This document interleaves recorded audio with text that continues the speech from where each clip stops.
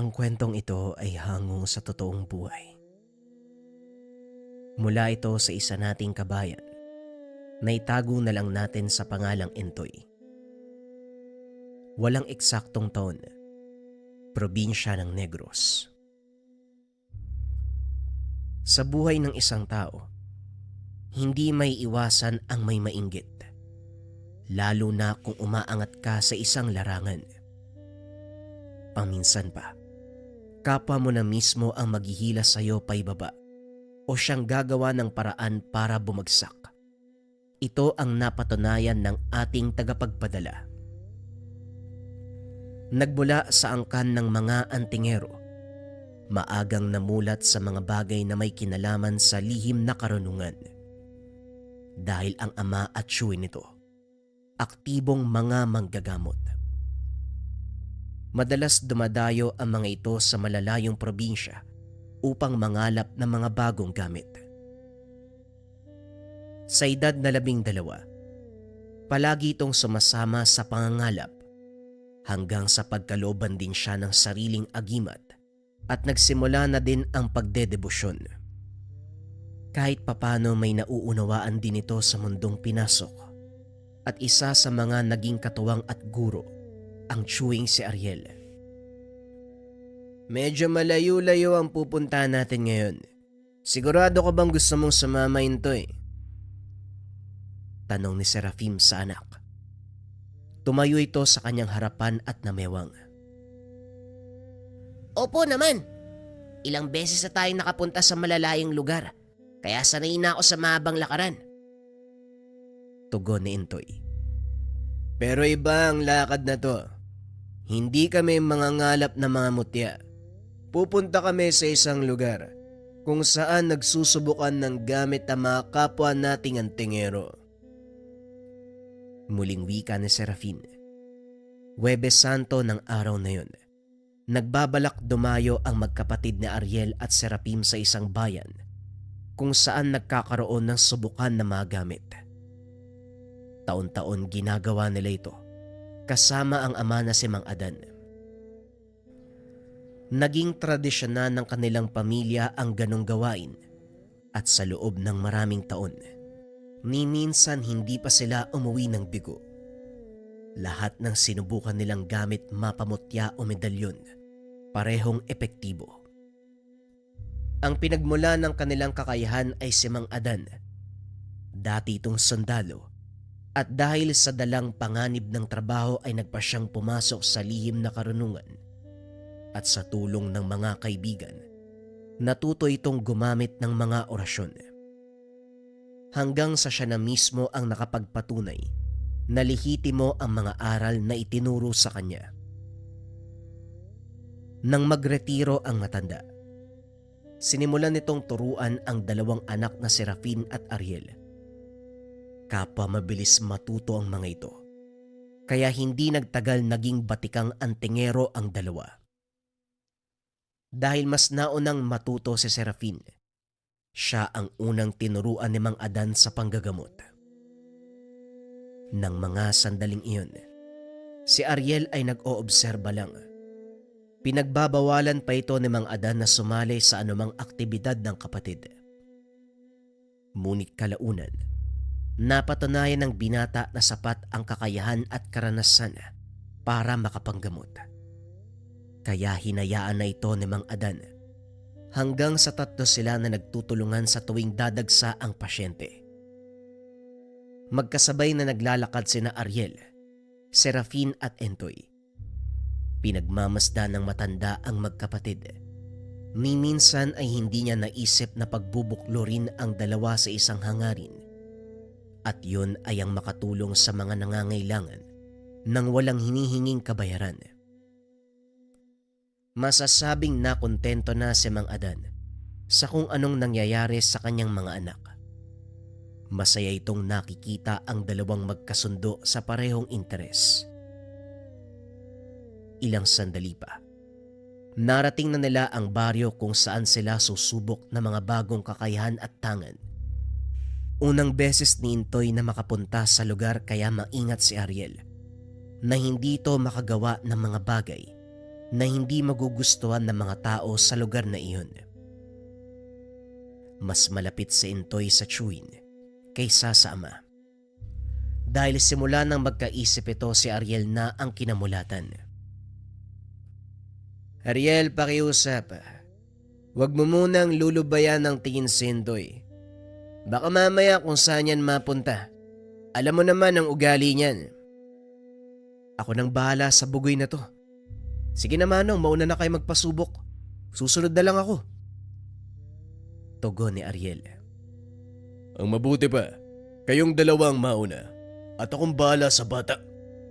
Teka, nasan si Intoy? Naku naman, nalingat lang kayo na wala na kagad.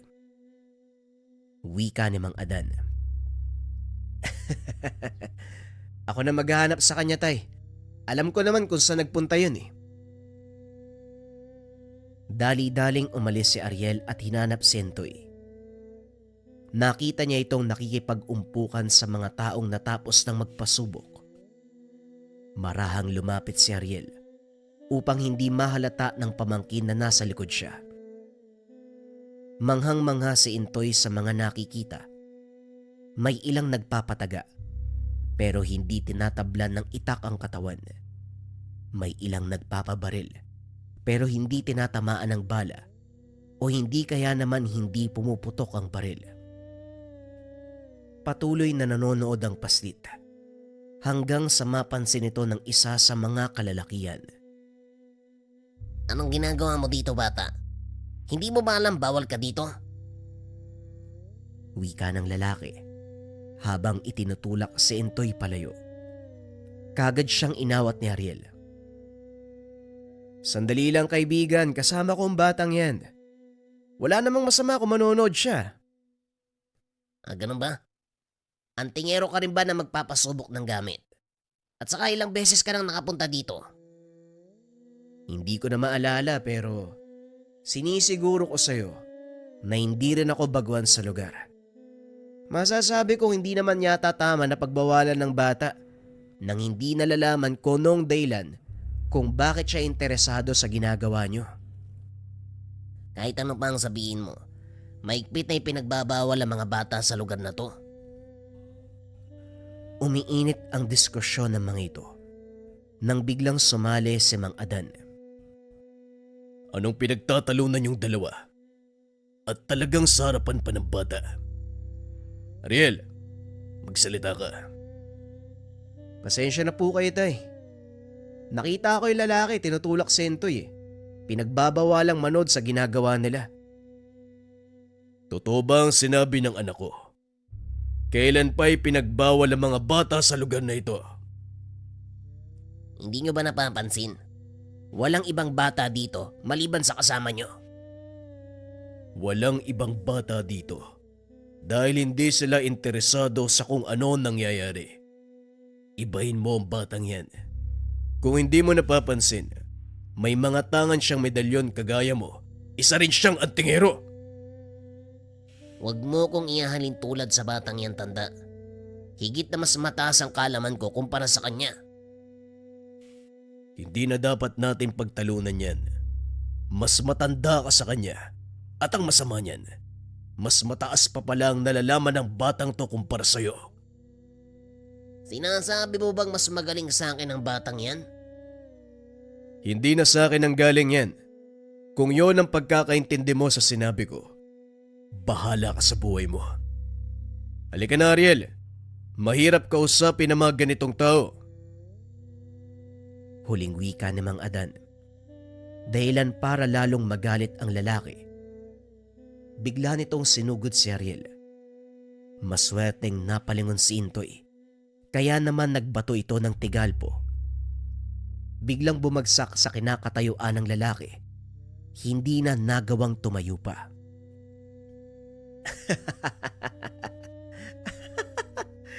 Yan na nga bang sinasabi ko eh. Ngayon siguro naman, nasagot na ang tanong mo kung bakit nandito ang batang yan. Nga pala, simpleng pamigil lang ang binato niya sa'yo ah. Huwag kang maglala, matapos ang ilang minuto mawawala din ang epekto niyan. Wika ni Ariel habang inaalalayang tumayo ang lalaki. hindi pa rin ito makapagsalita dahil sa epekto ng ginawa ni Intoy sa kanya. Matapos ay iniwanan nila ito. Hindi napansin ng tatlo na sila pala ang pinagtitinginan ng mga tao. Naku po, ito na nga bang pinakayoko sa lahat eh. Sinasabi ko sa inyo na huwag kayong gagawa ng bagay na makakahakot ng atensyon. Lalong-lalo ka na, Intoy. Wala naman po kong ginawa eh. Siya naman kasi yung naunang manulak sa akin. At saka, kung hindi ko siya nakita, malamang mas malala pa doon ang nangyari sa kanya. Mantakin mo. Susuntukin si Tio Ariel. Bakit hindi ko alam yun? Halika na nga, baka lalo pang dumami yung mga tao dito. Nasaan pala si Manong Serapin? Ayun po, nakapila sa mga magpapasubok. Siguro malapit na siya. Tara na. Nang makita natin yung mangyayari sa bago niyang gamit. Naglakad ang tatlo papunta sa kinaroroonan ni Serafin. At saktong pagdating nila sa lugar, nakasalang na ito sa pagpapasubok. Inilabas ng Ginoo ang kanyang bagong gamit na isang bato-omong itim. Inusalan niya ito ng dasal at saka hinawakan ng maigpit, sabay bigay ng hudyat sa taong nasa harapan. Nanlaki ang mga mata ni Intoy nang ilabas ng lalaki ang matalas na itak. Walang pagdadalawang isip na tinaga ang kanyang ama. Napatakip na lang ng mata ang paslit. Pero tinanggal niya rin ito nang marinig ang sigawan ng mga tao. Nakahinga ng maluwag si Intoy dahil walang nangyari sa kanyang ama. May karagdagan na naman sa mga gamit ko. Ikaw, Ariel, ano ang papasubukan mo? Siguro wala na muna, Manong. Hindi kasi ako nakagawa ng talandro at habak eh. Kaya baka sa susunod na taon na lang. Sayang naman yung punta natin kung wala ka palang papasubukan. Ayos lang yun, Manong. Kampante pa naman ako sa mga gamit ko eh. Ikaw, Tay, Tapos ka na ba? Oo, Serapin, halika na. Kung wala na kayong papasubukan, umuwi na tayo. Teka, anak ng tinamaan ng lintik. Nasaan ang pamangkin mo, Ariel? Talaga naman tong si Intoy oh. Sandali nga lang, hanapin ko uli. Manong, magpahinga ka muna. Naglakad sa paligid si Ariel para hanapin si Intoy. Sa pagkakataong yun, nakita naman niya ang paslit na nakikipag-usap sa isang matanda. Kaagad itong nilapitan ni Ariel upang ayaing umuwi. Pero laking gulat niya nang mapagtanto kung sino ang matandang kausap ni Intoy. Tatang Abel? Kayo po ba talaga yan? Kumusta kayo? Wika ni Ariel. Napaangat ng tingin ng matanda at ngumiti nang makilala nito kung sino ang tumawag sa kanya. Oh, Ariel, ikaw pala. Mabuti naman at naalala pa ako ng batang ta. Nasaan ang tatay mo? Naroon po sila, Tatang. Tara po, puntahan natin. Marahang tumayo ang matanda. Napansin ni Ariel na hirap na itong kumilos. Gayong mas bata ito ng 15 taon kaysa sa kanyang ama. Napansin ng matanda ang mga titig ng binata, kaya pinangunahan niya ito. Parang tumatanda na yata talaga ako. Ang hirap ng gumalaw. Siguro nga ganito kapag nagkakaedad na. Oo naman, Tatang. Oh, ayun pala sila, Tatay. Tinawag ito ni Ariel. Nagulat si Mang Abel nang makitang tila hindi tumanda ang kaibigan. Eh talagang hindi ka pinapatanda ng panahon, Adan. Kumusta ka naman? Ayos lang ako, Abel. Anong nangyari sa'yo? Bakit ka nagkaganyan? Halos 1 taon pa lang tayong hindi nagkikita. Mahabang kwento, Adan. Teka, saan ba ang punta nyo ngayon? Pauwi na kami. Tapos lang makipagsubukan. Ikaw ba? Saan ka pupunta ngayon? Tanong ni Mang Adan. Biglang napayuko si Tatang Abel nang marinig ang katanungan ni Mang Adan. Gaya ng sinabi ko sa'yo, mahabang kwento. Kahit ako hindi makapaniwalang mangyayari ito sa akin. Anong ibig mong sabihin, Abel? Ano bang nangyari sa'yo? Gusto mo talagang malaman, kaibigan? Ang mabuti pa sumama muna kayo sa tinutuluyan ko. Malapit lang dito. Bukas na kayo lumuwas ng bayan. O sige, wala namang gamutan bukas dahil Biyernes Santo eh. Gusto ko rin makita ikalawang bahagi ng Sabukan. Sandali lang, kakausapin ko yung dalawa. Wika ni Mang Adan. Kinausap nito sina Ariel at Serafin. Wala namang naging problema sa magkapatid, kaya umuwi na sila sa bahay ni Mang Abel. Pasensya na kayo sa munti kong bahay. Medyo magulo. Nakikitira lang ako sa pamangkin ko. Pero wala siya ngayon lumuwas ng Maynila. Kaya ako lang mag-isa dito. Ayos lang kaibigan, ng mahalaga.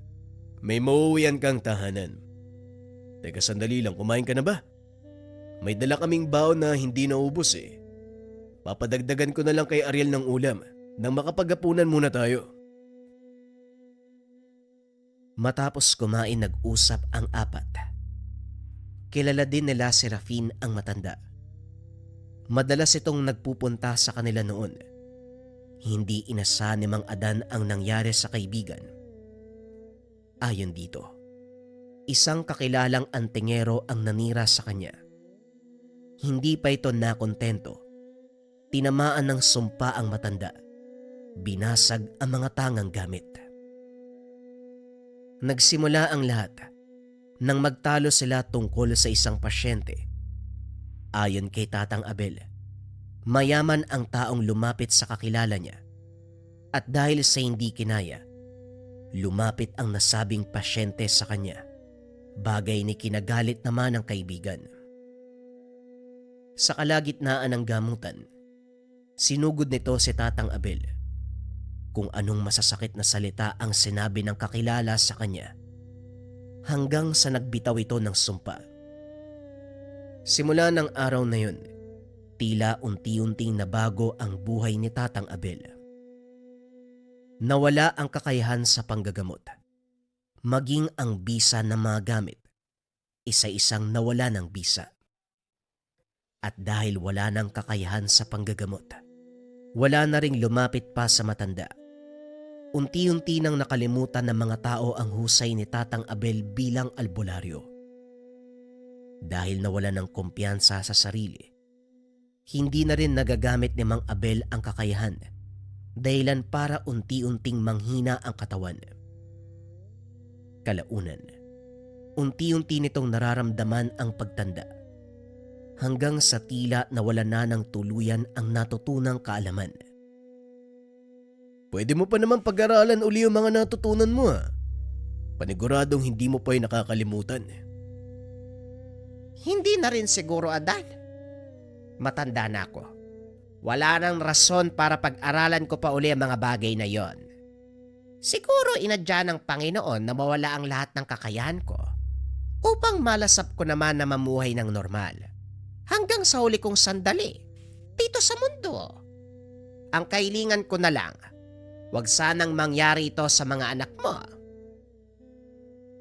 Sa palagay ko hindi naman, Abel. Magkasundo ang dalawang yan sa lahat ng bagay. May pinagtatalunan ko minsan, pero normal lang naman sa magkapatid.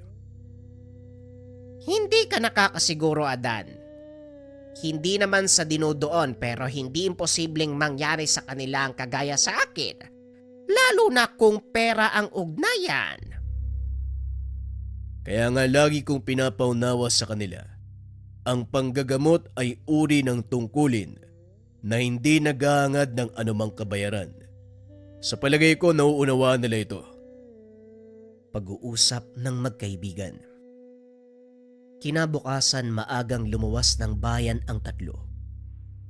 Hindi na sila bumalik pa sa Subukan dahil natapos na ang kanilang pakay. Magsasayang lang sila ng oras kapag manonood pa. Habang naglalakbay pauwi, Muling pinagmasdan ni Mang Adan ang dalawang anak. Alam niyang hindi malayong mangyari sa kanila ang naganap sa kaibigan. Kaya hanggat maaari, inilalayo niya ang mga ito sa impluwensya ng pera. Pagdating sa kanilang tahanan, nagulat ang matanda. May sasakyan na nakahinto sa bakuran. Naunang pumasok si Intoy dahil pagod na pagod ito sa biyahe. Direktang pumasok ng silidang paslit upang makapagpahinga. Samantalang si Mang Adan, hinarap ang hindi inaasahang mga bisita. Ipagpauman ninyo ang tagal ng pag-aantay. Hindi rin namin inaasahan na merong magpapagamot sa araw ng Biyernes Santo. Maaari ko bang malaman ko nung sadya nyo? Wika ni Mang Adan. Nagkatinginan ang mag-asawa na tila nagtuturoan kung sino ang unang magsasalita. Hanggang sa naglakas ng loob ang lalaki. Tungkol po to sa anak namin babae. Sa palagay ko po, may gumagawa ng hindi maganda sa kanya eh. Paano mong nasabi ang bagay na yun? Ano ang eksaktong nangyari sa anak nyo? Nagdadalang tao po kasi yung anak namin. Oh, anong masama doon?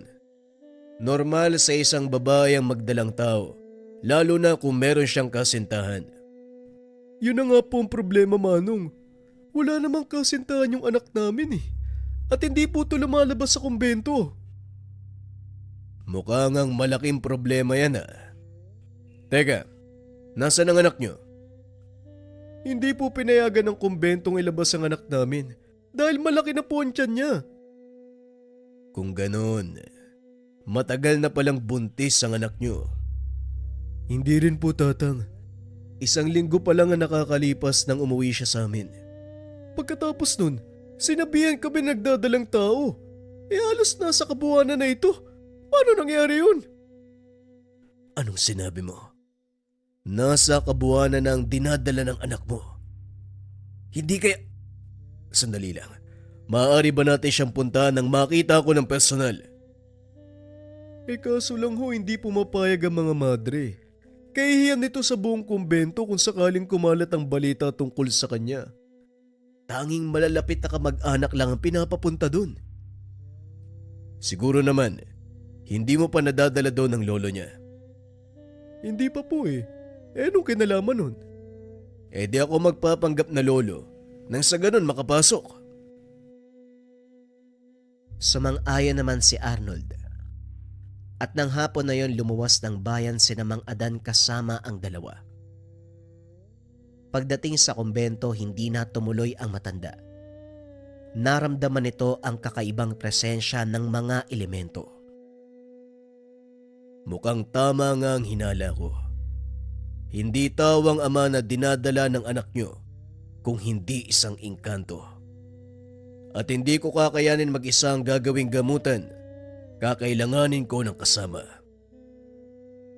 Engkanto, paano po nangyari yung Tatang simbahan to? Kung minsan, mas malakas ang presensya ng mga engkanto sa ganitong lugar dahil ligtas sa anumang puwersa galing sa labas. Kaya hindi na ako nagulat kung merong nagkagusto sa anak nyo, lalo pat bago lang siya sa lugar. Ano pong kailangan nating gawin? Ako nang bahala. Ang mahalaga, sikapin mong wag malaman ng mga tao sa loob ang tungkol sa akin. Pati na rin sa bagay na gagawin ko. Mapanganib ang trabaho ito kaya kakailanganin ko ng katuwang. Handa po ako magbayad ng malaking halaga para mailigtas ang anak ko. Sa anumang mangyayari sa kanya, nakikiusap po ako. Hindi usapin ng pera o namang kabayaran ang gawain ito. Kaya wala kang dapat alalahanin. Isa kong lingkod ng Diyos, kaya gagawin ko ito nang walang hinihinging kapalit. Wika ni Mang Adan. Pagkatapos ay umuwi na ang matanda. Kinausap ang dalawang magkapatid. Nagulat ang mga ito sa narinig. Sa hula ko, mayaman ang taong yon at nag-alok siya ng malaking halaga para lamang pagalingin ang anak niya. Pero hindi yon ang dahilan kung bakit ko tinanggap ang trabaho. Isang engkantong may gawa nito sa dalaga. At sa balagay ko, kailangan siyang parusahan. Mukhang interesante to, Tay. Paeg ako. Ikaw, Ariel, anong masasabi mo? Kumpara po sa kabutihan ng dalagang gagawin natin, sasama po ako. Ako din po. Gusto ko makita yung gagawin nyo. Tumigil ka, Intoy. Hindi na babagay ang bata sa ganitong trabaho. Magpaiwan ka dito sa bahay. Oo nga naman, Intoy. Masyadong sensitibo ang kasong to. Hindi magiging kanais-nais sa mata ng mga bata.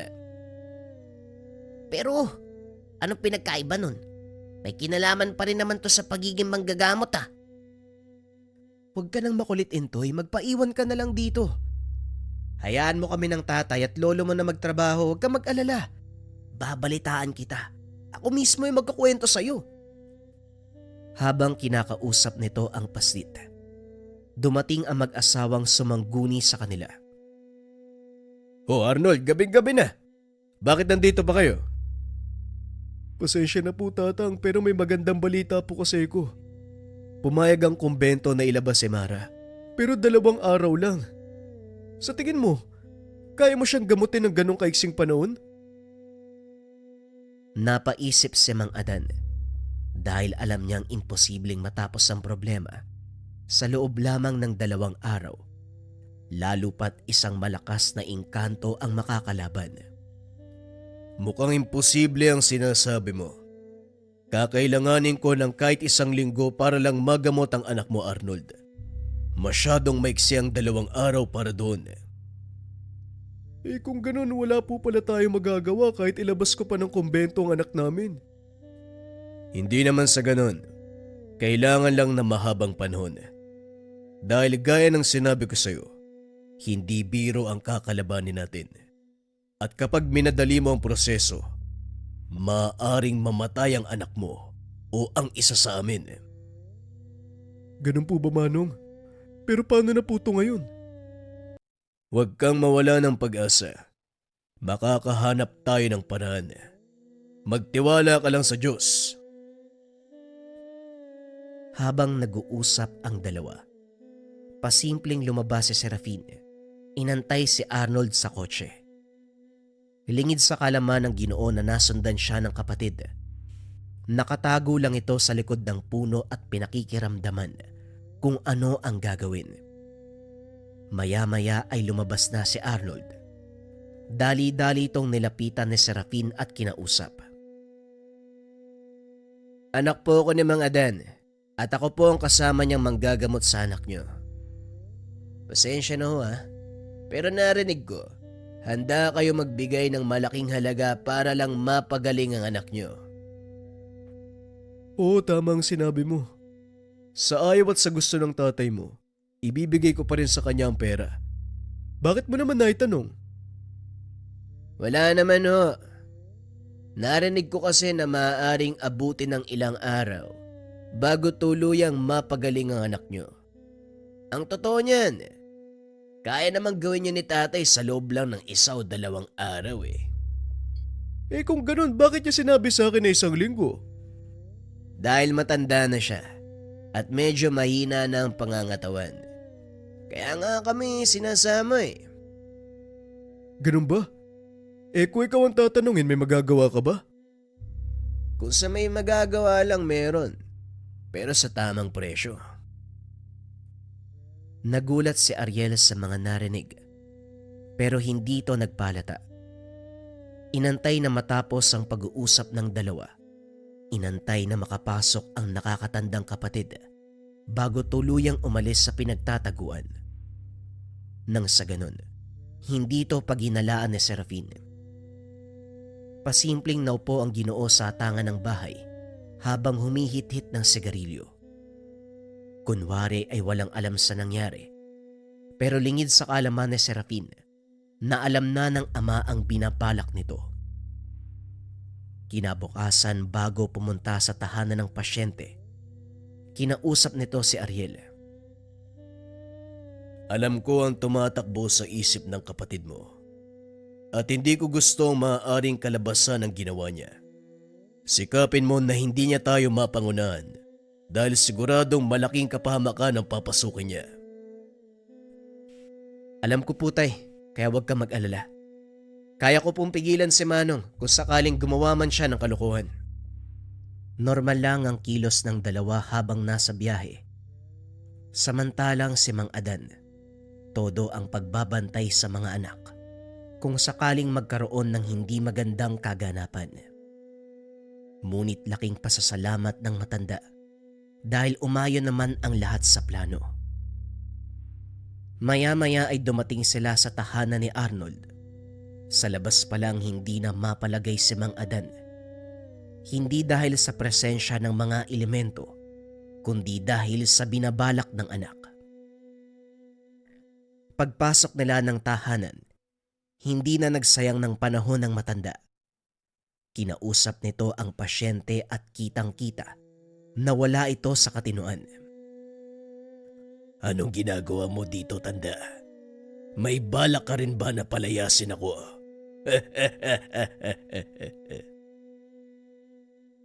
Nagulat si Mang Adan dahil nasa katawan ng dalaga ang nilalang. Hinawakan nito ang tiyan ng dalaga. Naramdaman ang pagkilos ng sanggol na nasa loob. Nagwawala na ito dahil sa sobrang sakit na nararamdaman. Serafin, sa pagkakataong ito, si Ariel ang gagamot sa pasyente. Umalalay ka lang sa kapatid mo. Maliwanag, tay. Ariel, nandito lang ako sa likod mo. Biglang tumawa ng malakas ang nakasanib sa dalaga. Ngunit pinatahimik ito ni Serafin, bagay na kinagulat ng mag-asawa. Huwag ka munang makikialam, Serafin. Hayaan mong si Ariel na gawin ang kanyang trabaho. Nagsimula ng mag-usal na mga dasal si Ariel, ngunit tila hindi ito umepekto. Anong problema, Ariel? Parang hindi umeepekto sa pasyente madasal mo. Serafin, ilang beses ko bang sasabihin sa'yo na hayaan mo muna ang kapatid mo? Muling tumahimik si Serafin at sa pagkakataong iyon inulit ni Ariel ang pag-uusal. Kaso nga lang ganun pa rin. Lalo pang lumakas ang pagtawa ng nilalang sa loob ng katawan ng pasyente. Mukhang walang epekto ang ginagawa mo, ah. Tay, pwede bang ako na ang sumalo? Hindi, Serafin. Maupo ka dyan. Mariing wika ng ama. Nilapitan nito si Ariel at hinawakan ang pulso. Nanlaki ang mga mata ng matanda dahil wala na itong nararamdamang enerhiya sa anak. Gayunpaman hindi ito nagpalata na alam niya kung ano ang nangyayari. Sa halip ay pinaupo nito si Ariel at siya ang humalili sa anak.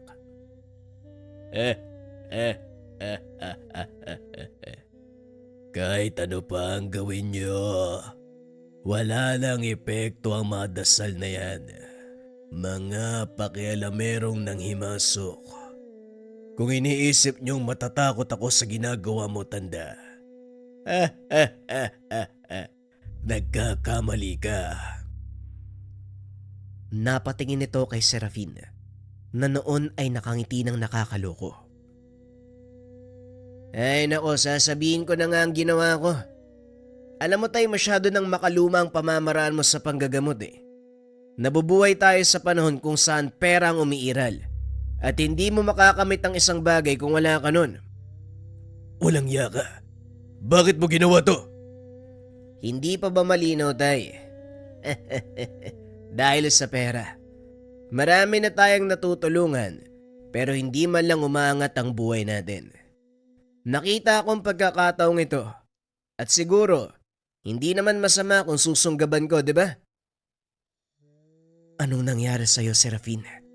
Nasaan ang prinsipyo mo? Hindi ba ikaw ang palaging nagsasabi sa akin na huwag magpapasilaw sa salapi? Pero anong ginagawa mo ngayon? Tanong ni Ariel. Nilapitan ni Serafin ang kapatid. Itinulak ito papunta kay Mang Adan. Maupo ka dyan. Tignan mo kung anong gagawin ko. Binasag nito ang lahat ng kakayahan ni Mang Adan at Ariel para hindi gumana ang mga orasyon. Ngunit lingid sa kaalaman ng Ginoo, may kakayahan si Mang Adan na ibalik ang kanilang nawawalang kakayahan. Isa itong uri ng ritual mula sa makalumang aklat ng mga babaylan na kung saan hindi nangangailangan ng malakas na enerhiya, ngunit kayang ibalik sa dati ang nawalang espiritual na abilidad. Ang tawag sa ritual na ito, panumbalik. Muling naramdaman ni Ariel ang pagbabalik ng kanyang enerhiya at sa pagkakataong iyon, hinayaan niyang si Serapin ang humarap sa nilalang. Pilit niya itong pinapalayas, ngunit sadyang malakas ang kapit ito sa espiritu ng dalaga. Ilang ulit niya nang sinubukan, kaso nga lang tinatawanan lang siya nito. Sa tingin mo, matatalo ako ng ganyang kahinang kakayahan? Masyado kang kampante sa sarili mo, manggagamot. Yan ang ikakamatay mo. Biglang ikinilos ng dalaga ang kamay. Inaktong nakatutok sa leeg ni Serafin. Biglang nanigas ang katawan nito at unti-unting napaluhod. Sinubukan nitong humingi ng tulong sama, ngunit sa kasamaang palad, hinayaan lang ito ni Mang Adan. Nararapat lang sa iyo ang bagay na yan, Serafin. Kukundinahin ko ang mga maling gawain kahit pa sabihing anak kita. Pero tay, hindi naman po yata tama na si Manong ang... Tumahimik ka, Ariel. Kailangan maramdaman ni Serafin ang bigat ng parusang igagawad sa kanya ng mga elemento. Bagaman masakit sa kanyang makita ang anak na nahihirapan, minabuti niyang hayaan ito para maranasan ni Serafin kung paanong parusahan ng mga engkanto. Ilang beses nagmakaawa ang Ginoo, ngunit hindi ito pinatawad ng engkanto. Patawad amang engkanto. Alam kong nagkamali ako nang subukan kitang kalabanin. Ngayon nauunawaan ko na kung bakit mo ito ginagawa. Pakiusap. Parusahan ang dapat parusahan at kunin mo ang iyong anak. Pero isang bagay lang ang hihilingin kong kapalit. Ito ay ang buhay ng pasyente. Malinaw sa akin ang bagay na yon. Mabuti na lang at kagad mong natukoy ang totoo kong pakay. Huwag kang mag-alala dahil hindi ko hahayaang mamatay ang babae na nagdala ng aking anak sa kanyang sinapupunan. Pero ang tungkol sa anak mo, ikaw ang ama, kaya ikaw ang magpasya ng parusang ipapataw.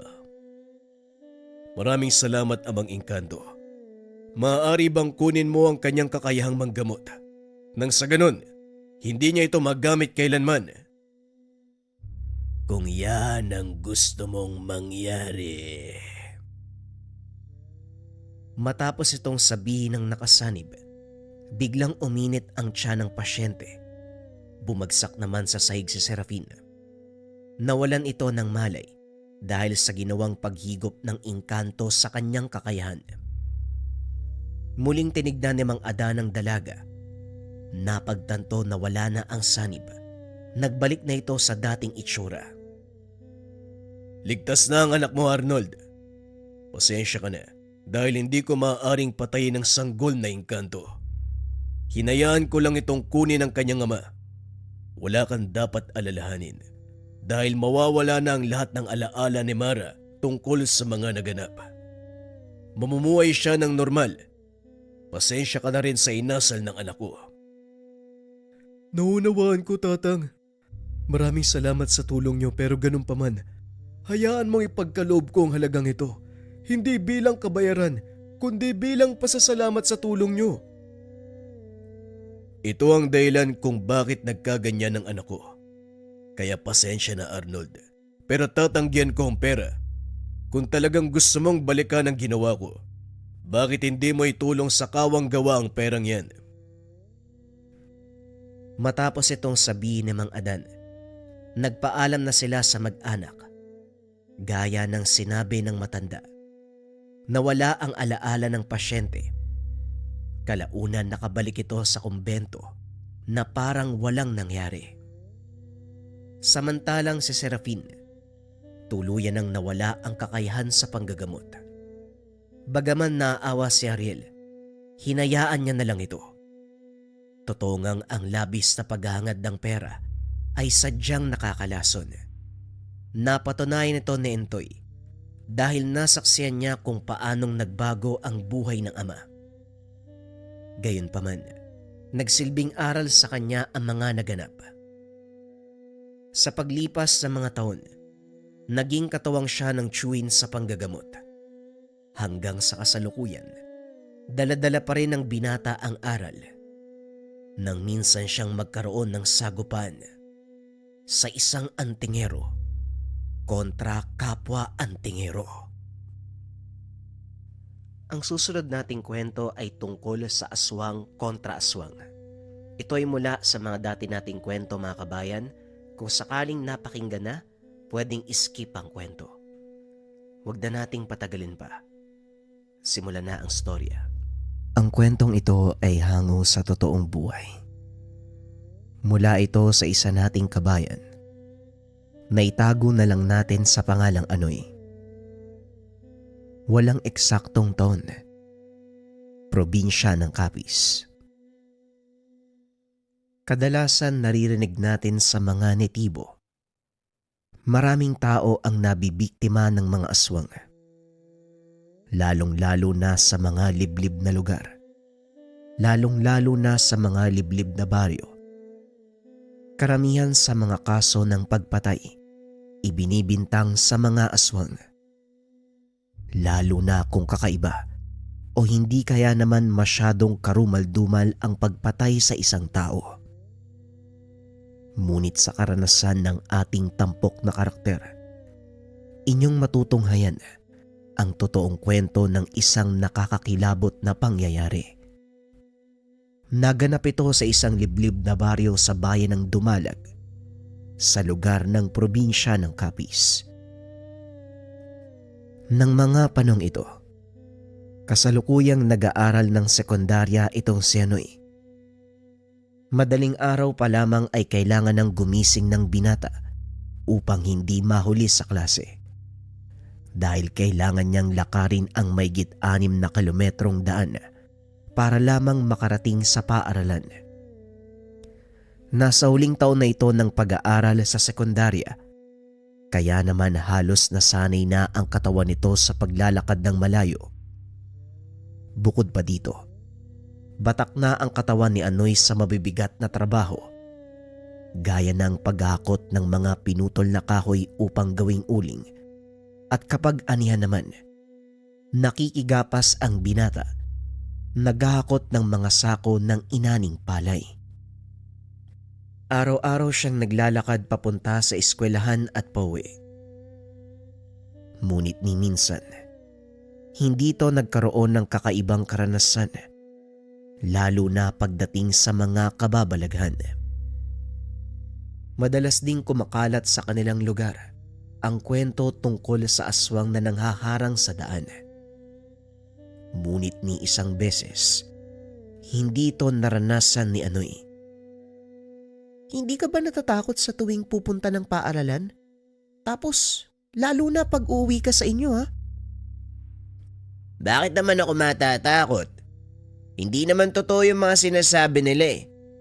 Kung totoo yun, imposibleng sa araw-araw kong paglalakad, hindi ko makakasalubong yung sinasabi nilang aswang.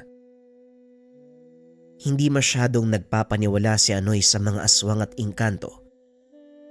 Palibhasa kasi, hindi pa ito nakakaranas o nakakakita ng aktwal na nilalang.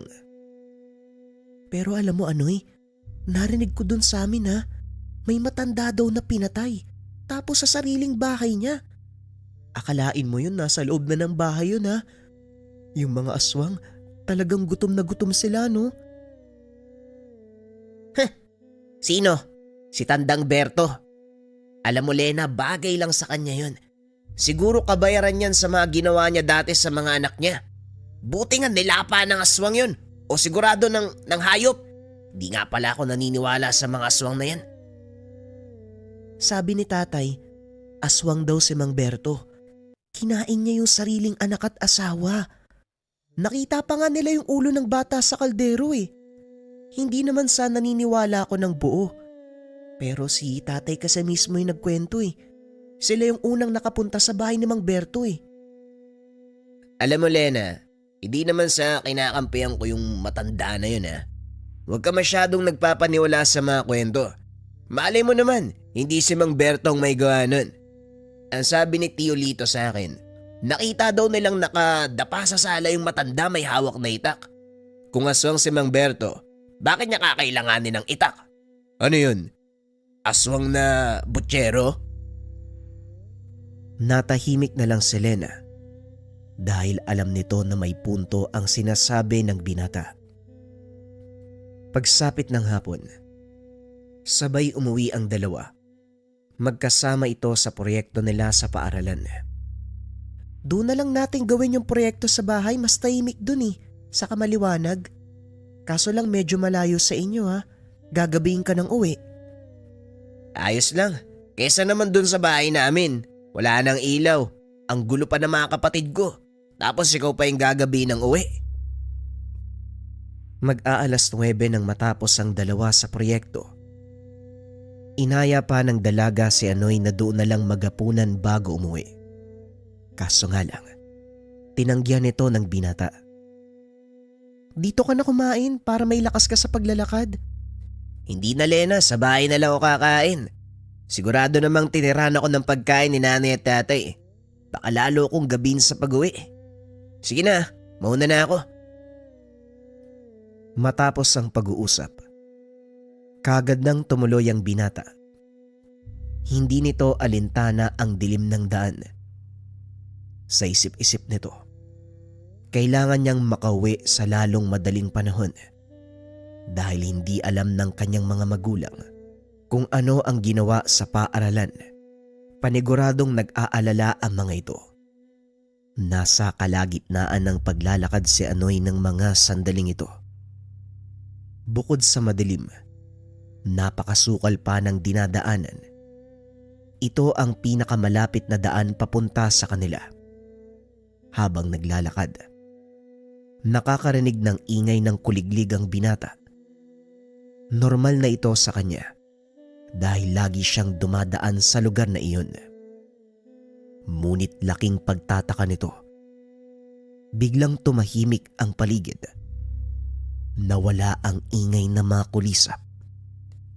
Bahagyang umalinsangan ang hangin. Nakaamoy ng malansa ang binata. Nagpatuloy sa paglalakad si Anoy hanggang sa nakarinig siya ng mahinang angil. Tila isang taong hirap na hirap sa paghinga.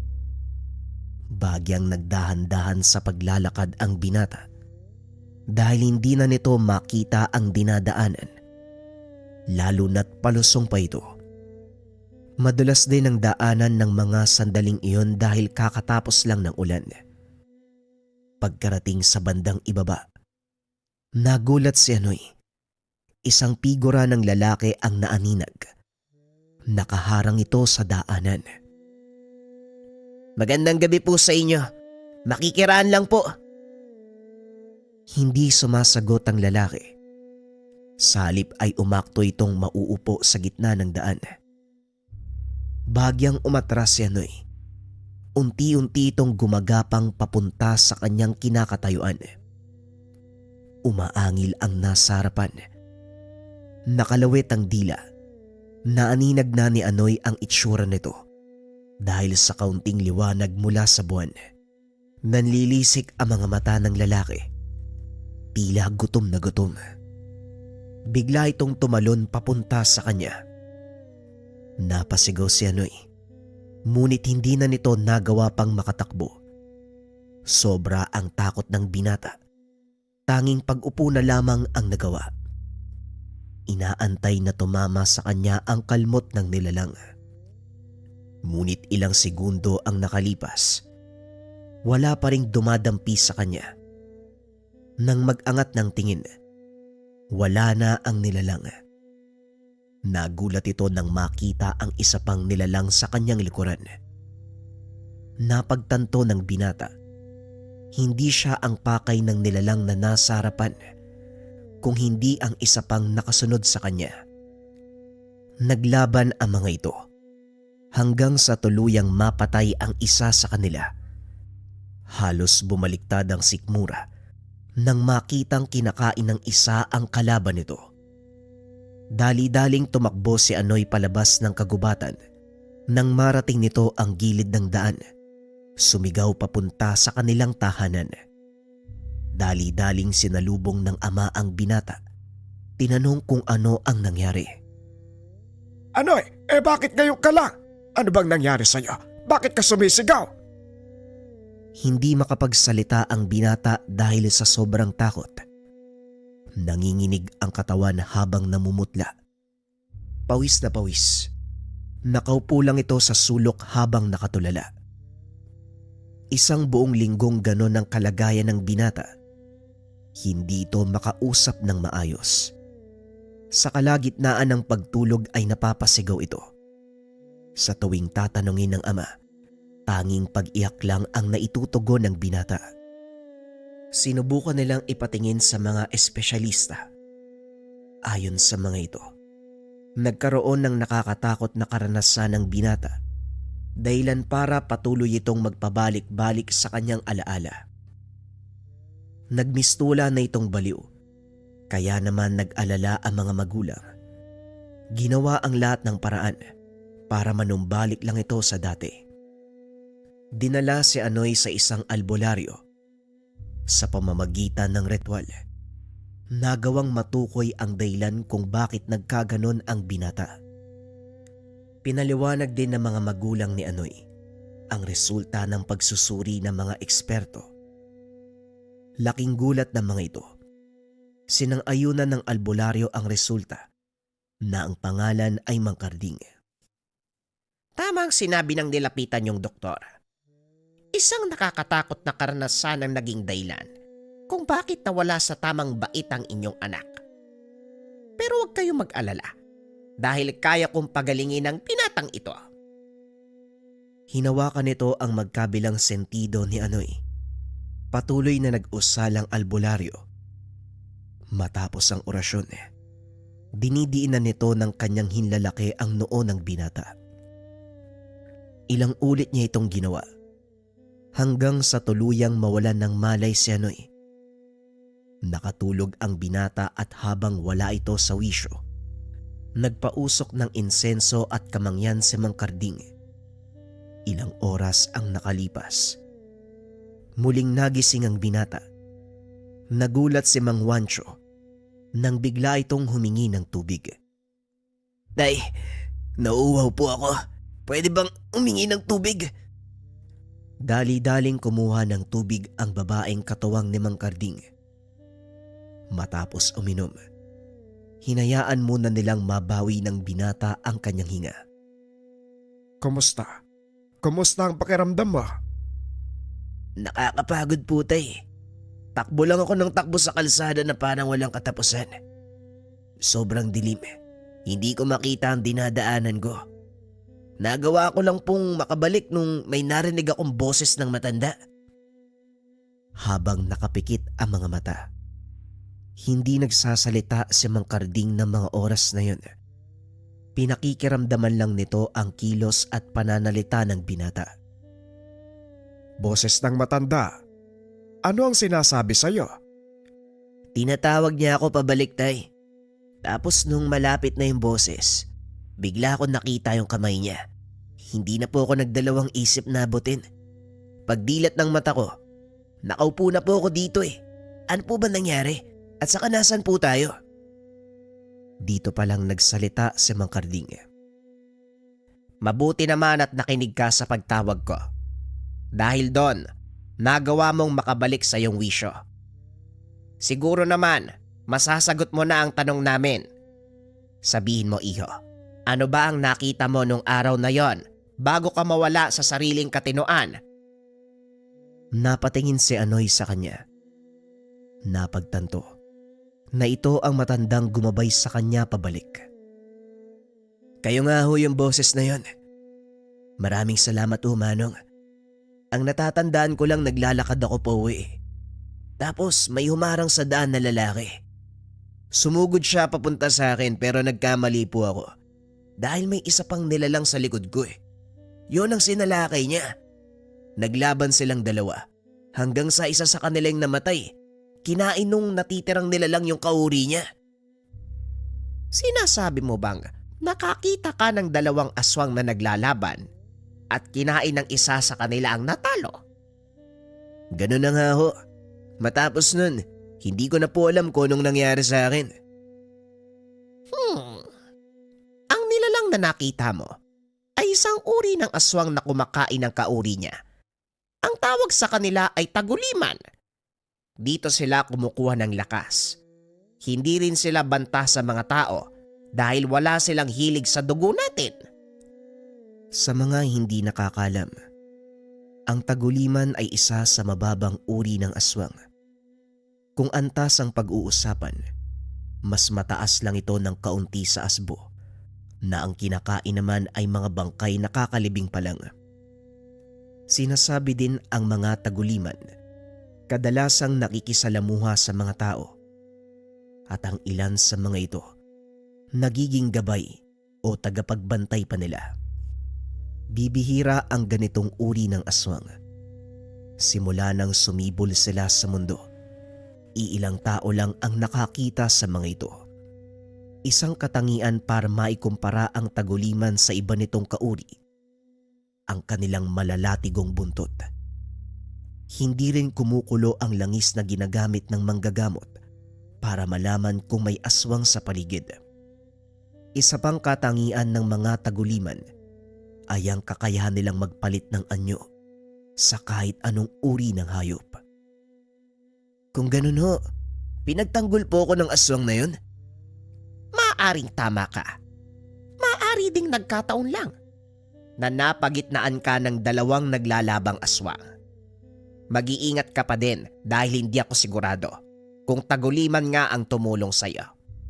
Eto, suotin mo. Alam kong hindi yan tatalab sa mga taguliman, pero malalaman mo ang pagkakaiba ng taguliman sa pangkaraniwang aswang sa pamamagitan niyan. Matapos ang pagbisita nila sa manggagamot, tuluyang nanumbalik sa wastong pag-iisip si Anoy. Muli itong nakabalik sa paaralan at nakapagtapos. Hindi na nasundan ang pangyayaring iyon. Hanggang sa magtapos sa pag-aaral ng sekundarya si Anoy, hindi na ito nag-aral ng kolehiyo dahil bukod sa sobrang layo ng paaralan, hindi rin kaya ng pamilya ng binata ang matrikula. Nagpasya na lamang itong tutukan ang kanilang palayan. Nagpagawa ng suka mula sa puno ng irok. Naging maayos naman ang buhay ng binata. Inakala niyang hindi na mauulit ang nangyari. Maigit 1 taon na ang nakakaraan. Ngunit nang minsang mautusan ito ng ama na mamutol ng kahoy na gagawing uling, tila nagbalik ang nakakatakot na karanasan sa binata. Ngunit sa pagkakataong iyon, pinanlabanan ito ni Anoy. Hinarap ang matagal ng takot sa kanyang isipan. Anoy, mamutol ka nga ng kahoy na gagawing uling. Itambak mo sa gilid ng daan. Ipapahakot ko sa mga kapatid mo. Masyado nang masukal ang gubat. Baka dumating ang araw hindi na natin mapasok. Ako na po ang bahala dun, tay. Bukas maaga akong pupunta. Nahihirapan na rin akong pumasok papunta dun sa pinagkukunan ko ng tuba eh. Kinabukasan maaga itong nagpunta sa gubat. Matapos makuha ang sinahod na tuba, sinimulan nito ang pagputol sa mga punong gagawing uling. Hindi na malaya ng binata ang oras. Hapon na nang matapos magakot ng mga naputol na kahoy. Nagpasya si Anoy na umuwi dahil nagsisimula nang magdilim. Hindi naman kalayuan ang gubat na yon sa kanilang tahanan. Ngunit napakahirap tuntunin ng daanan, lalo pa kung hindi mo ito nakikita. Napakasukal ng bahaging iyon ng gubat. Wala nang nagkakaingin at namumutol ng puno. Simula nang ipagkatiwala ito ng pamahalaan sa pamilya nila Anoy. Habang naglalakad palabas ng kagubatan, isang pamilyar na pakiramdam ang muling bumalik sa binata. Napahinto ito at pinakiramdaman ang paligid. Hinawakan ni Anoy ang binigay na pangontra sa kanya, sabay bunot ng itak. Hindi nga nagtagal, nakarinig ang binata ng huni. Naglilimlim na manok sa kanyang harapan. Alam ng binata ang ganitong uri ng taktika ng mga aswang dahil itinuro sa kanya ni Mang Karding kung paanong malalaman ang kinaroroonan ng aswang sa pamamagitan lamang ng tunog. Para sa mga nakikinig, pakatandaan nyo ang bahaging ito ng kwento dahil maaari nyong gamitin ang taktika kung sakaling magkaroon kayo ng inkwentro sa aswang. Sa oras na makarinig kayo ng huni na naglilimlim na manok, lalo na kung alam nyong wala namang ganun sa lugar, isa itong palatandaan ng aswang na kung tawagin ay kuto-kuto. Kapag ang tunog ay nanggagaling sa harapan, ang ibig sabihin, nasa likuran nyo ang nilalang na gumagawa ng ingay. Kapag nasa kanan naman nang gagaling ang huni, ang ibig sabihin nasa kaliwa ang nilalang. Tandaan din na huwag basta-bastang haharap sa kabilang direksyon dahil ito ang pinakahinihintay ng mga aswang. Hindi rin sila sasalakay mula sa likuran ng kanilang biktima dahil ang punterya nila ay ang lalamunan. Hindi nila ito magagawang sakmalin mula sa likod. Kung may dala kayong itak, mas makakabuti kung paunahan nyo ng wasiwas bago tuluyang lumingon. At sa oras na may matamaan kayo, huwag magdadalawang isip na patayin ang nilalang. Walang duda, ito na ang aswang napapatay sa'yo kapag hindi mo inunahan. Balik tayo sa kwento. Hawak-hawak ni Anoy ang kanyang pangontra. Ramdam nito ang pagkulo ng lana sa kanyang bulsa. Walang pagdududa ang binata na aswang nga ang kanyang makakasagupa. Biglang iwinasiwas ni Anoy ang itak papunta sa kanyang likuran. Alinsunod sa sinabi ni Mang Karding. Hindi inaasahan ni Anoy na tatamaan niya ang nilalang. Bigla itong umatungal ng malakas. Tumakbo papunta sa masukal na bahagi ng gubat. Akmang tatakbo na sana palayo si Anoy nang mapansin nito ang isa pang nilalang na nakatago naman sa likod ng puno, hindi kalayuan sa kanyang kinakatayuan. Dali-dali itong tumakbo papunta sa direksyon kung saan tumatakbo ang kuto-kuto. Sa hindi malamang dahilan, sinundan ni Anoy ang nilalang. Alam ng binata na ang ikalawang aswang na nakita, isang taguliman, dahil kahit nasa harapan niya ito, huminto sa pagkulo ang lanang nasa bulsa. Nagawang abutan ng taguliman ang kuto-kuto. Sa kasamaang palad, mas malakas ito kumpara sa kanya. Naglaban ang dalawa. Ngunit sa nakikita ni Anoy, hindi kakayanin ng taguliman ang kalaban. Hanggang sa tuluyang mapuruhan ang taguliman, nakahandusay lang ito sa lupa habang pilit na tinatayo ang sarili. Sa hindi malamang dahilan, tila may nag-utos sa binatang sugurin ang kuto-kuto gamit ang kanyang itak. Pinagtataga niya ito. Umatungal ang nilalang na parang kinakatay na manok. Tinadtad ni Anoy ang kanyang katawan hanggang sa hindi na makakilos. Matapos ay umatras ito. Hinayaang makalapit ang taguliman. Habang marahang naglalakad, nililingon ng nilalang si Anoy na tila nagpapasalamat. Matapos nun, nilantakan nito ang putol na katawan. pati na rin ang nagkalat na lamang loob ng kuto-kuto. Tinulungan mo ko noon. Ngayon patas na tayo, kaibigan. Sabay lakad palayo. Nakauwi ng ligtas si Anoy sa kanilang tahanan. Nang mga sumunod na araw, patuloy niya nang nararamdaman ang presensya ng taguliman. Kung minsan nakikita pa ito ng binatang sumisilip mula sa likod ng malalaking puno o hindi kaya naman sa mga sanga na para bang binabantayan siya. Hinayaan lang ni Anoy ang nilalang dahil hindi naman ito nakakaperwisyo. Mas panatag na ang kalooban ng binatang maglakad sa gitna ng kagubatan dahil alam nito na may nagbabantay sa kanya. Minsan isang araw, naisip nitong kausapin ang nilalang. Nakaupo ang binata sa harapan ng siga habang nagbabantay ng sinindihang tumpok ng kahoy para gawing uling.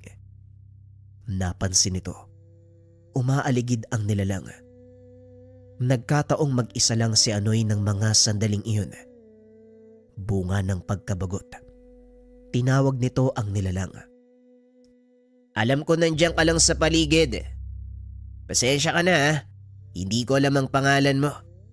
Pero maaari bang magpakita ka sa akin? Walang sumasagot. Ngunit nararamdaman niya ang mahinang yapak ng paa sa paligid. Huwag kang mahiya. Wala ka namang dapat katakutan eh. Hindi naman kita sasaktan. Sa totoo lang, ako pa nga ang dapat matakot sa'yo eh. Maya-maya lang ay nakarinig ito ng yapak ng mga paa papunta sa kanyang likuran. Ilang sandali pa ang nakalipas. Napatayo ang binata. Isang nilalang ang nagpakita sa kanya. Sa wakas nagpakita ka din. Huwag kang mag-alala, wala akong balak na masama. Nais ko lang makita yung totoong anyo ng nilalang na palaging sumusunod sa akin. Gusto ko ring malaman kung bakit mo to ginagawa. Hindi na umasa si Anoy na magsasalita ang nilalang. Ngunit laking gulat nito dahil biglang nagsalita ang taguliman. Hindi kami likas na masama. Wala kaming pagnanasa sa laman ng tao. Kaya hindi kami banta sa inyo. Isa pa, ikaw ang kauna-unahang taong nagligtas ng buhay ng isang kagaya ko. Kaya kita sinusundan sa kadahilanang gusto kong malaman kung ano ang dahilan at bakit mo ginawa yun. Tumawa ng malakas ang binata at muling naupo. Yun lang pala. Bakit hindi mo ko nilapitan nung una pa lang? Natatakot ako eh. Baka maulit yung nangyari noon. Nagulat si Anoy dahil alam nito ang nangyari. Ilang taon na ang nakakaraan. Kung ganon, ikaw nga din yung nilalang na tumulong sa akin noon. Tama ba? Oo, ako nga yung nilalang na yun. Nasaksihan ko kung paano kang nagdusa. Pasensya ka na ha. Hindi ko sinasadya. Wala ka namang dapat ipag-alalay. Hindi mo kasalanang mahina ang isipan ko ng mga panahong yun. Hindi ko kasi kinaya yung tanawin eh. Kaya ayun, nagkandaloko-loko na. Nang mga oras na yun, nagpatuloy lang ang pag-uusap ng dalawa. Nalaman ng binata, tahanan ng mga taguliman ang kagubatang kinaroroonan niya ng mga oras na mangyari ang sakuna. Simula ng araw na yun, palagi nang nagpupunta sa gubat si Anoy. Nakikipag-usap sa nilalang hanggang sa nakuha niya ang tiwala ng taguliman. Ilang buwan na tayong nag-uusap at nagkikita sa gubat na ito. Masasabi kong mapagkakatiwalaan ka naman. Gusto ko sanang ipakilala sa iyo ang aking anyong tao. Kaso lang, natatakot ako eh. Baka lumayo ka, kaibigan. Hindi nga ako natatakot sa nakikita ko ngayon eh. Hindi kita huhusgahan sa anyong tao mo. Hindi ko nga alam kung lalaki ka ba o babae. Sige lang, magpakatotoo ka. Antayin natin ang pagsikat ng araw. Doon ko ipapakita sa iyo ang totoo kong anyo. Hindi na malaya ni Anoy na nakaidlip na ito. Biglang napabalikwas ang binata dahil nang magmulat ito ng mata Nagliliwanag na ang kalangitan. Hinanap ng binata ang nilalang pero hindi niya ito makita. Sa isip ni Anoy, maaaring nagtampo ito at umalis dahil nakatulog siya habang nag-aantay.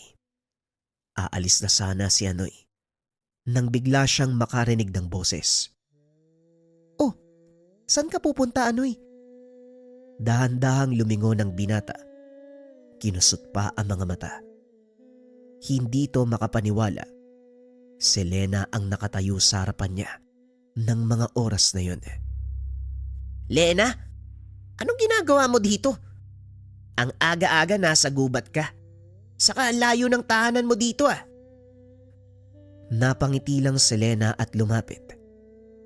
Inaya nitong maupo si Anoy sa nakatumbang puno. "Naalala mo ba? Yung nilalang nakausap mo kagabi?"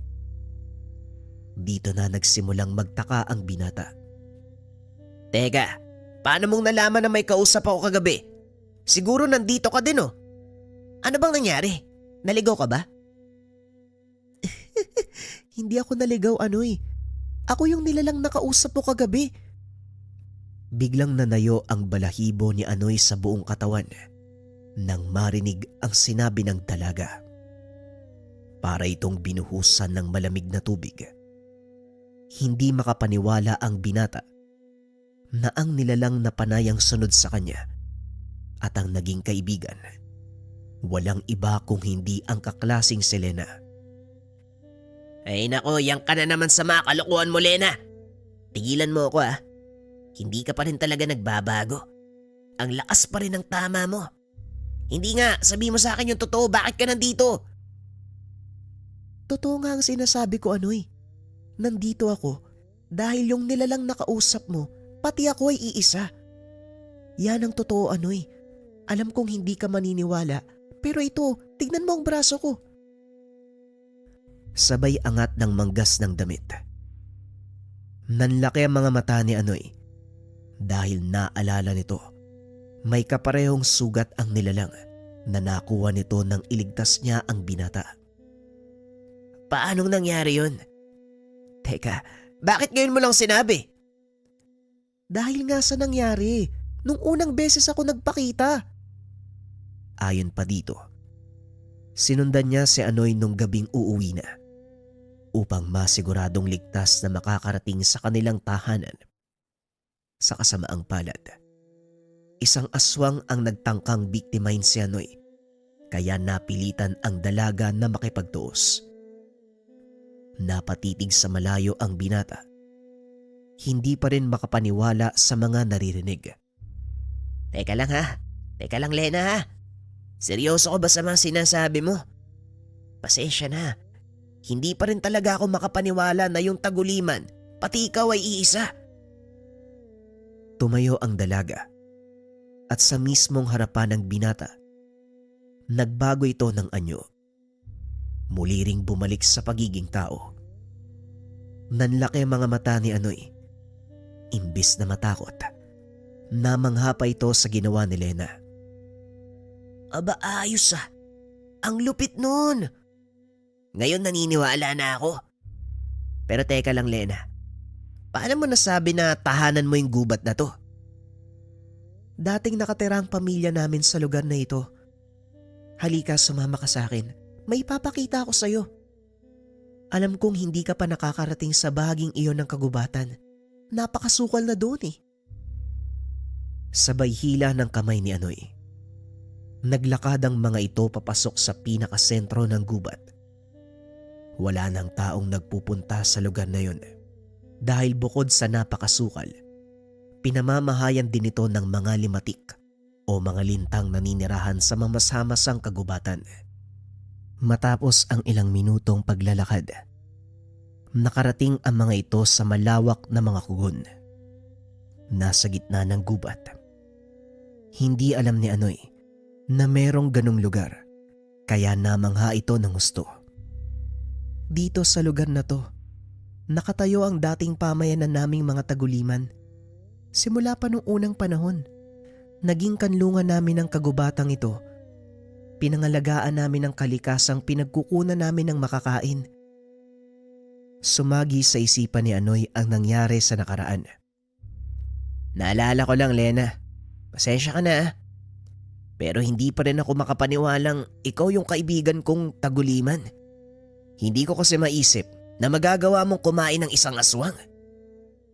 Kung titignan ang anyong tao ni Lena, hindi mo masasabi na isa itong taguliman. Balingkitan ang katawan. Napakakinis ng balat. Mahaba ang buhok at medyo payat.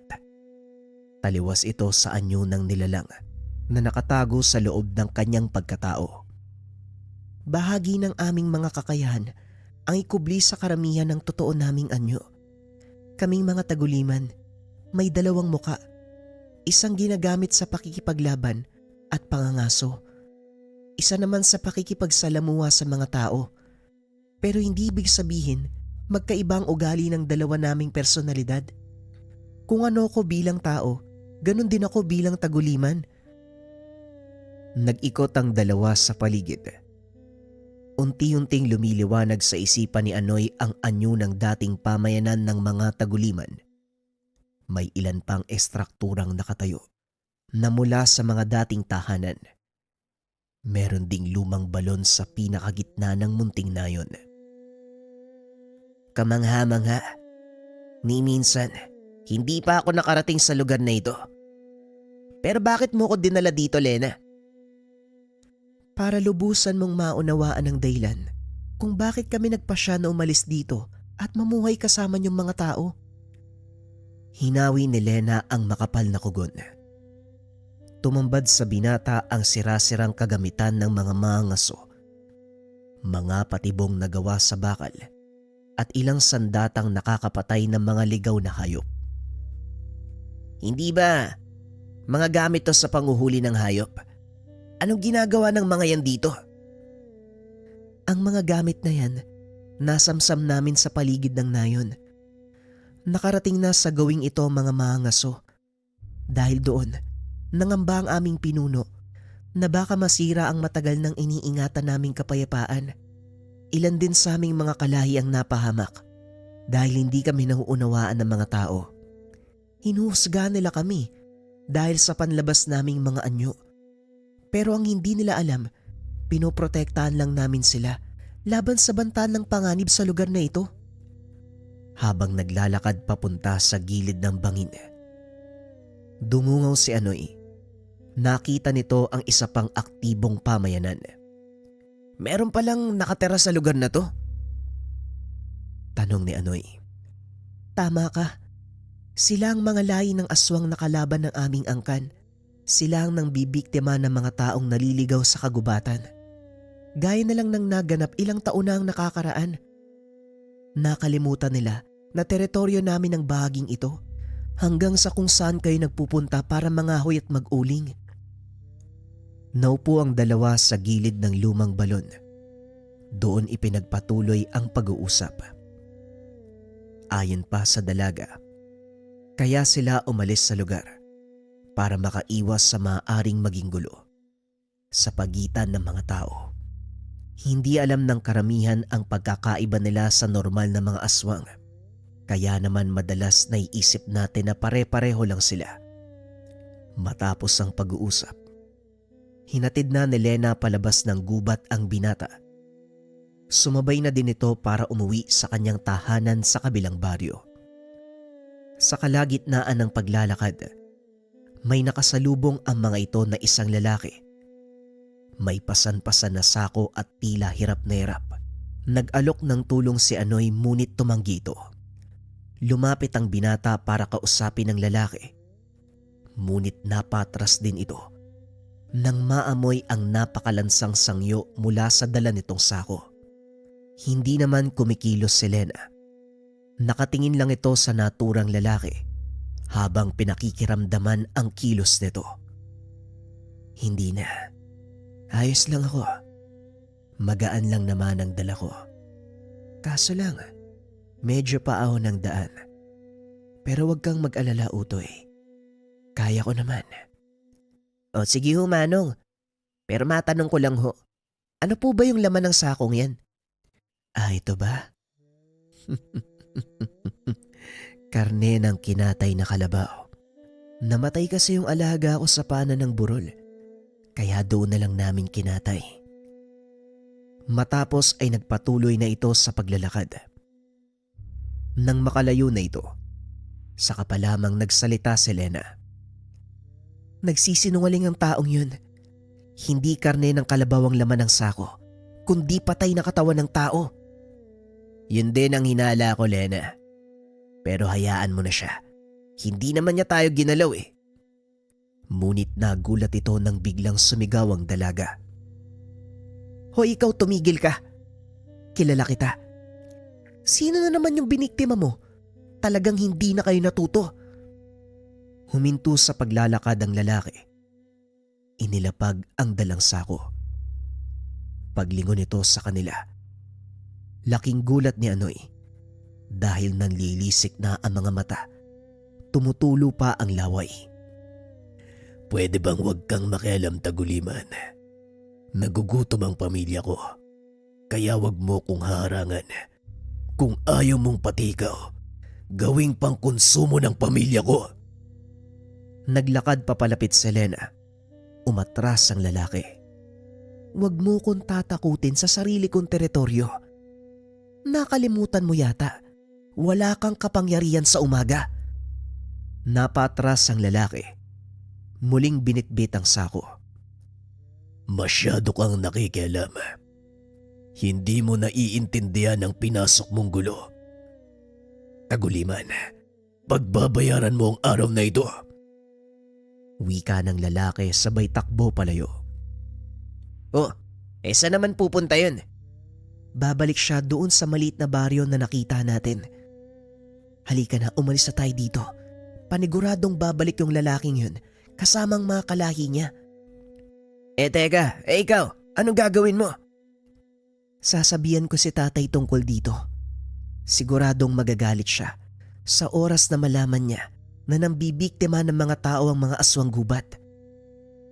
Matapos ay nagmadali na ito upang umalis. Naiwan si Anoy sa lugar. Medyo malapit na rin sa kanilang bahay ang binata, kaya tumuloy na lang ito sa pag-uwi. Ngunit hindi pa rin nawala sa isipan ni Anoy ang nangyaring komprontasyon. Alam nitong mapanganib ang susuungin ng kaibigan. Kaya naman matapos maligo, pumunta ito sa tahanan ng dalaga. Saktong pagdating, nag-usap-usap ang pamilya ni Lena tungkol sa nangyari. Nahinto lang ito nang makita ng dalaga si Anoy nakatayo sa labas ng kanilang tahanan. Anoy, bakit ka nandito? Alam kong malaking panganib ang kakaharapin mo, Lena. Kaya nandito ako para kahit papano makatulong. Lena, sino yung bisita mo? Bakit hindi mo patuloyin? Onoy, ikaw pala. Matagal ka nang hindi nakapunta dito.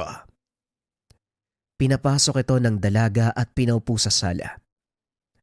Pasensya na ho kayo kung naputol ang pag-uusap nyo. Huwag po kayo mag-alala, Mang Intoy. Alam ko na ang katotohanan. Sinabi na sa akin ni Lena ang lahat ng tungkol sa totoo niyang pagkatao. Nandun po ako kanina nang kumprontay niya ang lalaking aswang. Ganun ba? Sa wakas, nagkaroon din ng lakas ng loob ang anak ko na ipagtapat sa nag-iisa niyang kaibigan ng katotohanan. Masaya ako dahil hindi ka lumayo nang malaman mo ang pagkatao ng anak ko.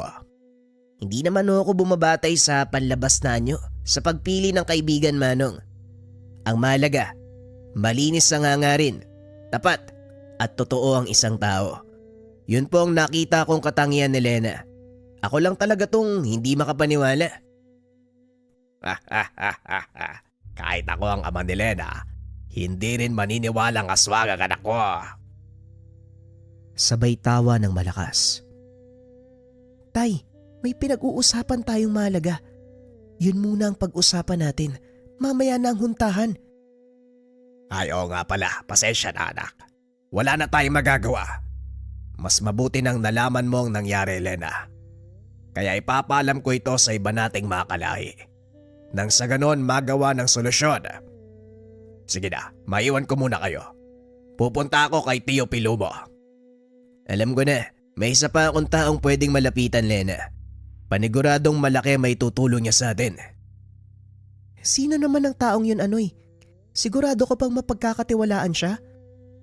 Oo naman, siya ang gumamot sa akin at sigurado kung malaki may tutulong niya. Huwag kang mag-alala dahil mapagkakatiwalaan ko ang taong yun.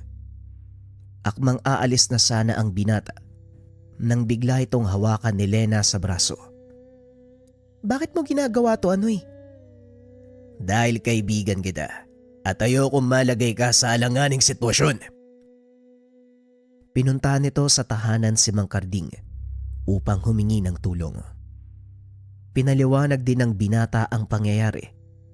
Tila ginanahan ang matanda sa mga nalaman.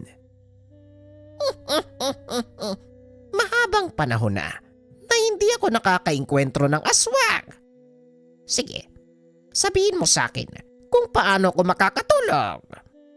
Kailangan ko lang po ng ilang payo kung paanong mabilis na mapapatay ang mga aswang gubat. Sige, bibigyan kita ng ilang payo pero sa isang kondisyon. Gusto kong sumama sa laban. Kung yan o ang gusto niya, Manong, walang problema sa akin. Makinig kang mabuti dahil mahalaga ang mga sasabihin ko. Ang mga aswang gubat, hindi lumalaban ng sarilinan. Laksa-laksa sila kung sumugod, kaya kailangang maging alisto ka sa lahat ng panahon. Kapag karap mo ang mga kagaya nila, hindi mo rin alam kung saan manggagaling sa tuwing umaatake. Kaliwas ang kakayahan nila sa mga kuto-kuto.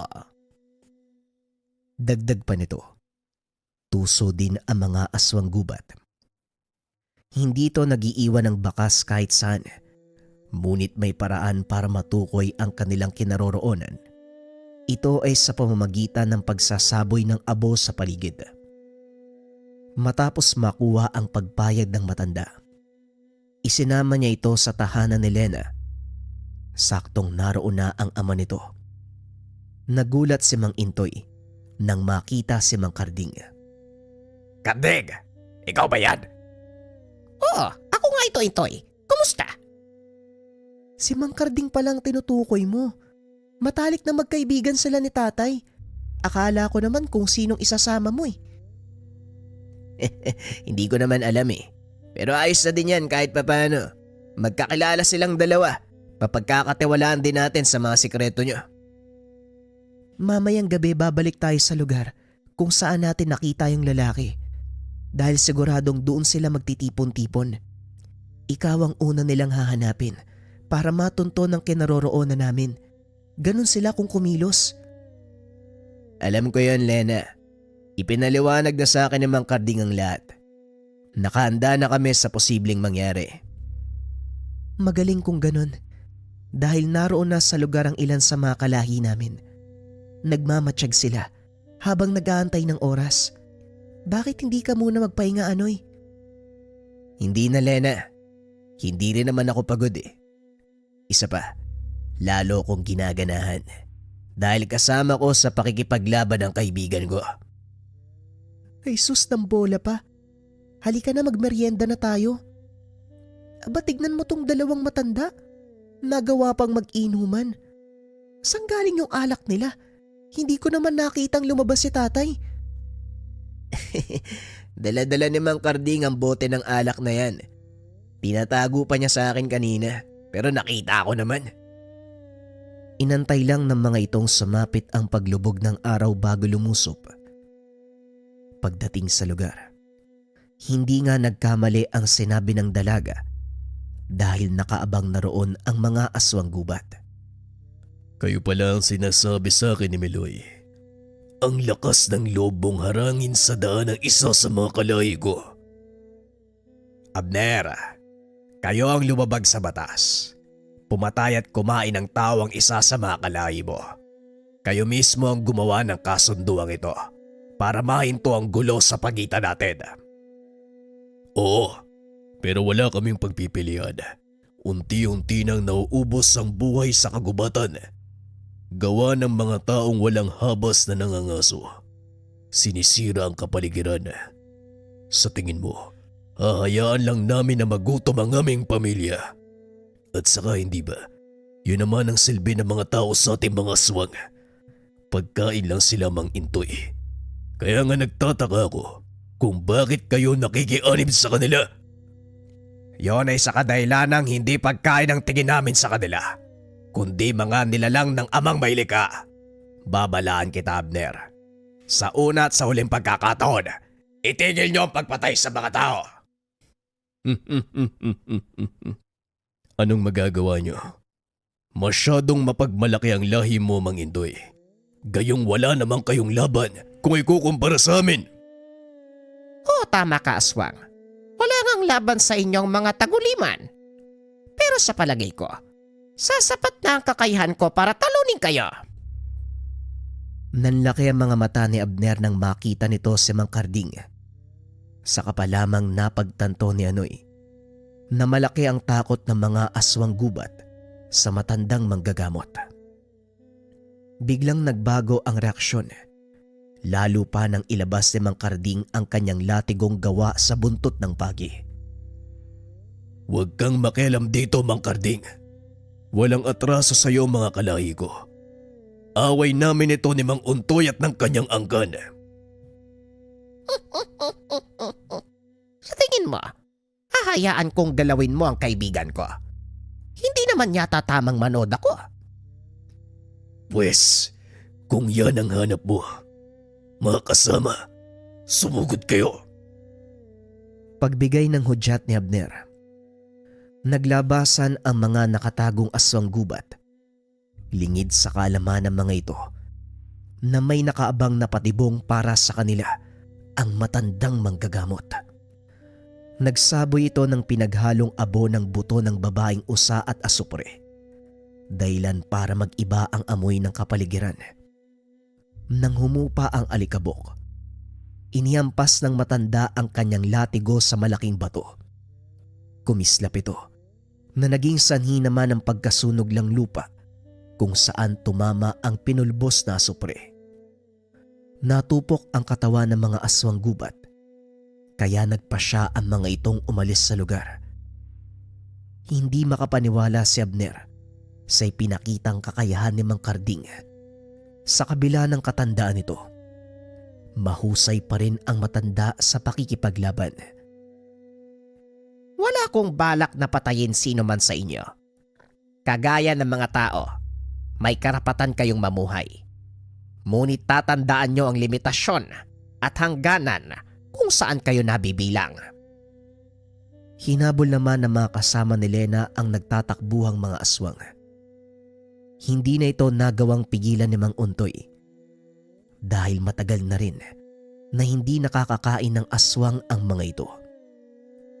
Ikaw ang nagdala ng kapamakan sa mga kalahi mo, Abner. Kung nanahimik na lang sana kayo, wala sanang mangyayaring ganito. Pakiusap, pigilan niyo mga kalahi mo, Mang Untoy. Pangako, hindi na kami lalampas sa aming hangganan. Hindi na rin kami papatay ng tao. Hayaan niyo lang kaming mamuhay. Huli na ang lahat, Abner. Mas makakabuti kung lilisanin niyo ang lugar na ito. Sa gayong paraan, makakapamuhay tayo ng payapa. Matapos ang pag-uusap, umalis na sa lugar si Mang Intoy. Naiwan si Lena at Anoy. Lena, anong balak mo sa isang yan? Wala namang silbi ang buhay niyan eh. Mas mabuti siguro kung isama na natin sa mga kalahi niyang namatay. Sabay sunggab kay Abner. Kinagat nito sa leeg ang lalaki sabay hila. Napatalikod na lamang ang mga nakakita. Ilang sandali lang, natapos ng kainin ng dalaga ang lamang loob nito. Matapos ang kaganapang iyon, bumalik si Lena at Anoy sa maliit na pamayanan ng mga aswang gubat. Inabandona ng mga ito ang nayon, tuluyang umalis sa lugar. Samantalang si Lena at kanyang ama nanatili sa pamayanan ng mga tao.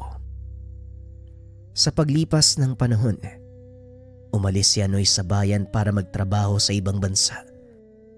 Hindi na ito muling bumalik pa dahil bumuo ng pamilya sa bansang pinuntahan. Wala na rin siyang naging balita sa kaibigan. Ngunit gayunpaman, hindi mawawala sa isipan nito ang alaala ni Lena, pati na rin ang kanyang angkan na kumakain ng kapwa aswang.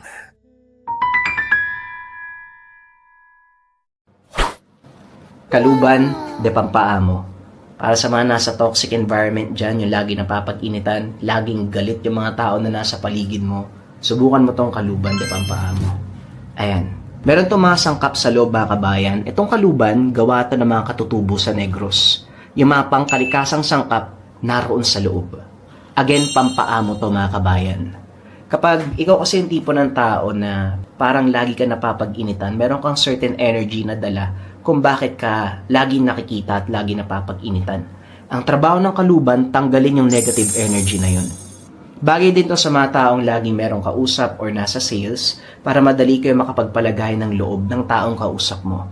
Paano siya gagamitin? Simple lang. Meron ka ng lalagyan, andyan yung mga sangkap sa loob. Meron ka pang gabay pulang telepouch mula sa Lika Merchandise. Lalagay mo lang yan dyan, lagay mo sa bulsa mo, lagay mo sa bag mo, mag-work na yun. Kung interesado ka dito, kabayan, i-visit mo lang yung shop ng Lika Merchandise or i-click mo yung yellow basket na nasa baba.